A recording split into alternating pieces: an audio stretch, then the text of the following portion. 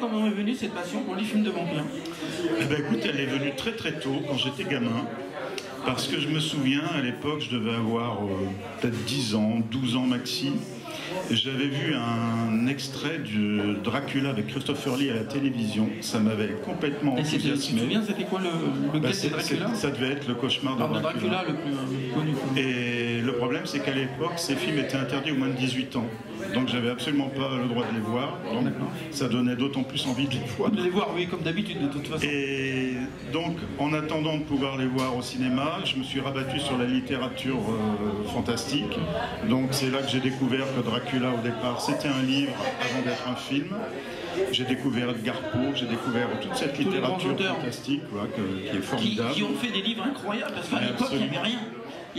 On n'est pas copié sur l'un ou sur l'autre, à la télévision, parce qu'il n'y a pas de télévision. Non, mais détrompe-toi, à l'époque, au 19e, les auteurs se copiaient les uns les autres beaucoup. Ah, d'accord. Et notamment Bram Stoker, qui a écrit Dracula, il s'est énormément inspiré d'un auteur qui a écrit 50 ans avant lui, qui s'appelait Sheridan Le Fanu, et qui a écrit la première histoire de vampire femme, qui s'appelle Carmilla. Waouh! Et Carmilla, c'est un petit peu la version féminine de Dracula. D'accord. Mais Dracula a eu beaucoup plus d'impact, beaucoup plus de succès. Il y a eu beaucoup plus d'adaptations au cinéma, parce que vraiment, elles sont innombrables, on ne peut pas les... on va en parler, parce que là, il y en a 100, mais il y en a beaucoup plus que 100. Mais là, en plus, là, c'est un livre sur les films de vampires, pas uniquement sur les films de Dracula. Oui, tout à fait. Il faut faire le distinguo, quand même. C'est vrai, nous sommes d'accord là-dessus. Voilà, on va continuer. Alors pourquoi ce livre? Pourquoi choisir ce thème des 100 plus grands films, je dirais? Pour plusieurs raisons. La première, c'est parce que ça me faisait plaisir de l'écrire. Ouais, c'est le principal quand même. Et surtout parce que ça faisait plusieurs années qu'il n'y avait pas eu de livre en France sur le cinéma fantastique et sur les films de vampires. Ça fait peut-être une dizaine d'années, peut-être même plus, qu'il n'y en a pas eu. Et je trouvais qu'il y avait un manque. Donc le manque est comblé. Le manque, j'espère, est comblé. Et puis, en fait, je suis aidé dans le hasard, enfin par le hasard même, parce que j'ai appris, peut-être inconsciente, c'est que j'ai appris quand le bouquin était sous presse que la Cinémathèque française préparait une grande rétrospective qui commence le 9 octobre. Absolument. Et qui est doublée par une exposition sur le même thème. Tout à fait, jusqu'au début janvier. Ouais, peut-être même un peu plus. Même. Ouais, je pense que c'est ça. Bon, en tout cas, c'est facile de taper Cinémathèque. Sans le faire exprès, on va en parler, de toute façon, en pleine actualité. Voilà. Alors, dis-moi. Tu n'es pas un novice dans l'écriture sur ce thème-là. Ce serait malheureux quand même. Sur ce thème des vampires. Hein. Donc c'est ça. Ouais. Et qu'est-ce qui t'a poussé de faire un nouveau livre de vampires? Le plaisir. Pour le plaisir alors? Pour le plaisir. La passion. J'aime ça. Tu aimes partager. Et j'aime partager. Voilà. Ça c'est le principal des passionnés. De toute façon.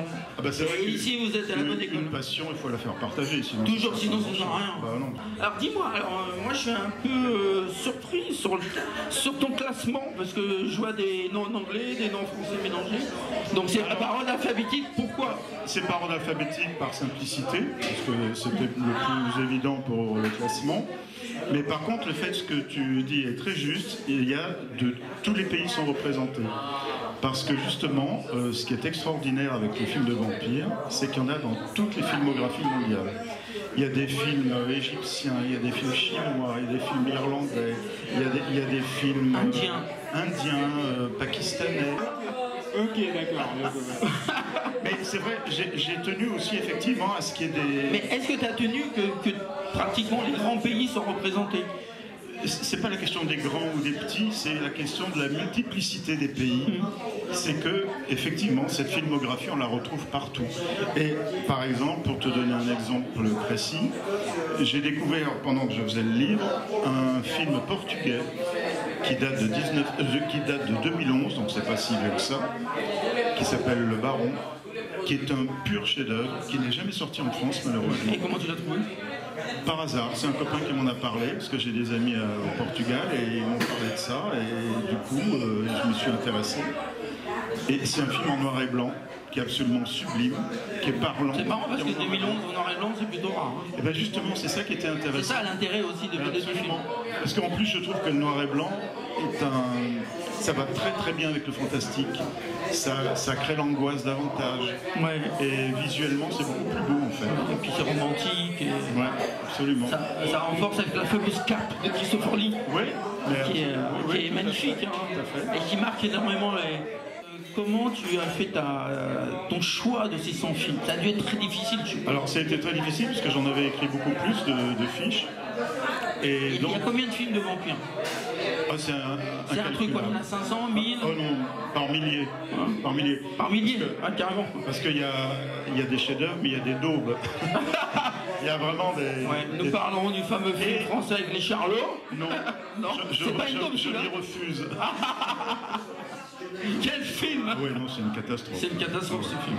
Ah, l'accéléré C'est là, très malheureux avec le d'ailleurs, train là. parce que en France on n'est pas doué pour ce genre de film. Il y a très très peu de réalisateurs qui ont fait des bons films de genre. vampires, quoi. Ouais, ouais. Pourtant, je crois qu'il y en a deux qui sont cités dans ta liste. Il y en a quelques-uns, oui, quand même. Mais on n'est pas, c'est pas dans notre. Ça fait pas partie du thème. On est trop cartésien en France pour fonctionner là-dessus. Malheureusement.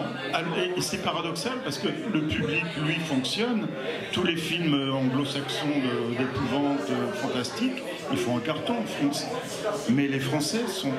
Ils sont pas très fantastiques au film, on va dire. C'est-à-dire, les créateurs ne sont pas vraiment très réactifs par rapport à ça. C'est vrai. Dommage.